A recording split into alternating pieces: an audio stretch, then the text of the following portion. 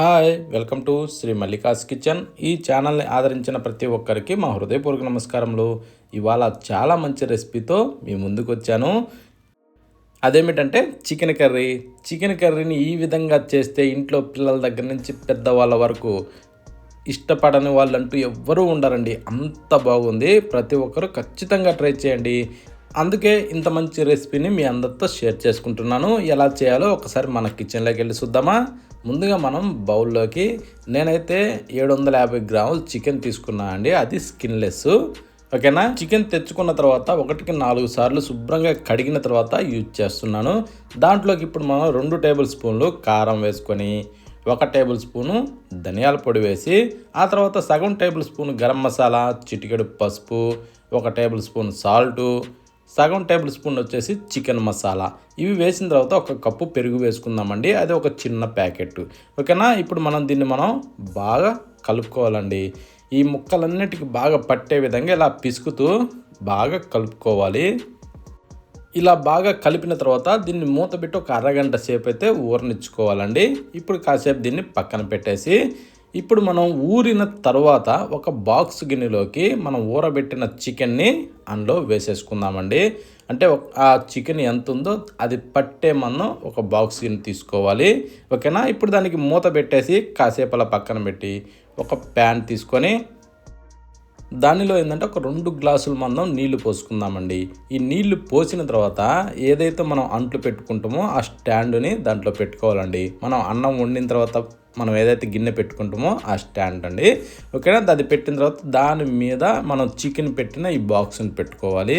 ఆ తర్వాత ఒక పెద్ద సైజు ఉల్లిగడ్డని ఇలా పొడవుగా లావుగా కట్ చేసి ఆ ముక్కల్ని దాంట్లో అక్కడక్కడ పెట్టేసుకోవాలి బాక్స్ చుట్టూరా.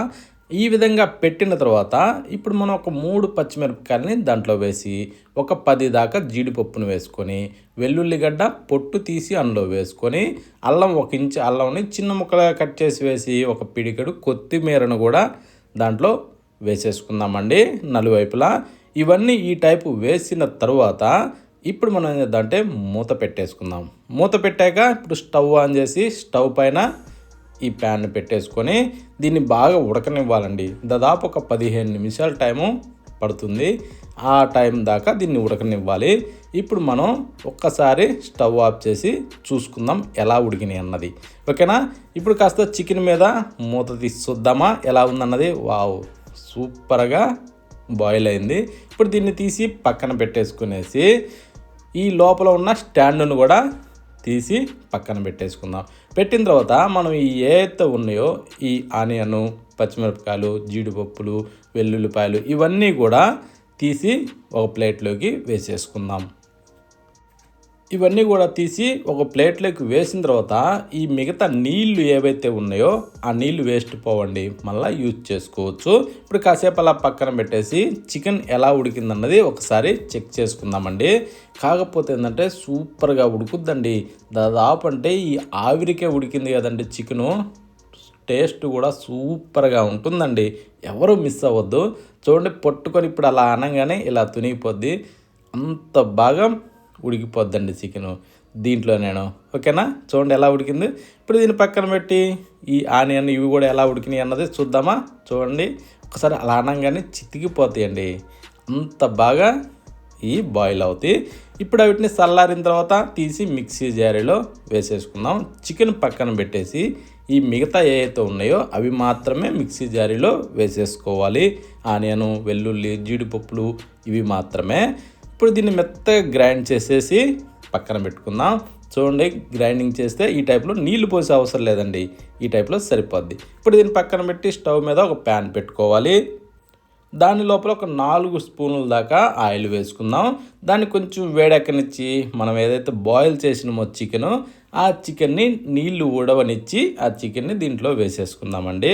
అంటే ఆ చికెన్ లోపల గ్రేవీ కూడా ఉంది కదా, ఆ గ్రేవీతో కాకుండా గ్రేవీని పక్కకు ఉంచేసి ఓన్లీ చికెన్ మాత్రం ఇలా సిల్లిల్ దాంతో తీసి అందులో వేసుకునేసి ఈ గ్రేవీని పక్కా పెట్టుకుందాం. మళ్ళీ యూజ్ చేసుకోవచ్చండి. ఇందులో వేస్ట్ పోయేదంటూ ఏమీ లేదు. ఇప్పుడు ఈ చికెన్ని మనం కొంచెం బాగా రోస్ట్ చేసుకోవాలి. అంటే మరి పూర్తిగా కరకరలాడే విధంగా కాకుండా 100కి 50% అంటే 50% ఫ్రై చేసుకుంటే సరిపోద్దండి. అంటే కొంచెం ఎర్రగా కానిచ్చేసి ఇప్పుడు మనం తీసి ఒక ప్లేట్లోకి వేసుకుంటే సరిపోద్ది. అంటే పూర్తిగా కరకరలాడే విధంగా మాత్రం ఫ్రై చేసుకోవద్దు, ఓకేనా.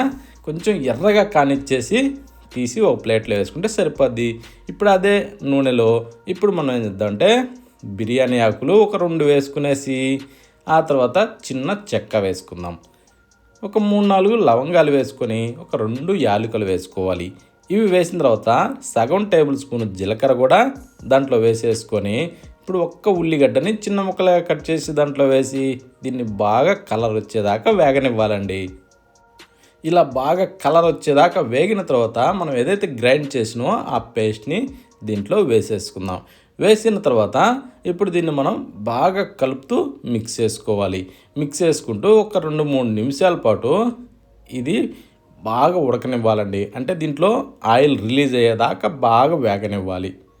ఇలా వేగిన తర్వాత ఇందాక మనం ఏదైతే చికెన్ తీసినామో దాంట్లో గ్రేవీ ఉంది కదా, ఆ గ్రేవీని దీంట్లో పోసేసుకోవాలి. ఈ గ్రేవీ పోసిన తర్వాత దీన్ని ఇప్పుడు బాగా కలుపుకుంటూ కొంచెం సేపు అలా ఉడకనివ్వాలండి. ఈ గ్రేవీ ఏంటంటే చికెన్ సారం అంతా ఈ గ్రేవీలో ఉంది కదా, సూపర్ రుచిగా ఉంటుందండి. ఈ టైపు ఉడికిన తర్వాత ఇప్పుడు మనం చేద్దామంటే మనం ఏదైతే ఈ వెజిటేబుల్స్ అన్నీ ఉడకబెట్టామో అంటే ఆనియను, పచ్చిమిరపకాయలు ఇవన్నీ ఉడకబెట్టిన నీళ్ళు ఉన్నాయి కదా, ఆ నీళ్ళని దాంట్లో పోసి రుచికి సరిపడా సాల్ట్ వేసుకునేసి కాస్త అలా కలిపి మూత పెట్టేసి ఈ పులుసుని కాస్త చిక్కబడనివ్వాలండి. అంటే మనం వేసిన నీళ్ళని కాస్త చిక్కబడ్డ తరువాత ఇప్పుడు మనం ఫ్రై చేసి పెట్టుకున్న ఈ చికెన్ని దీంట్లో వేసేసుకోవాలి.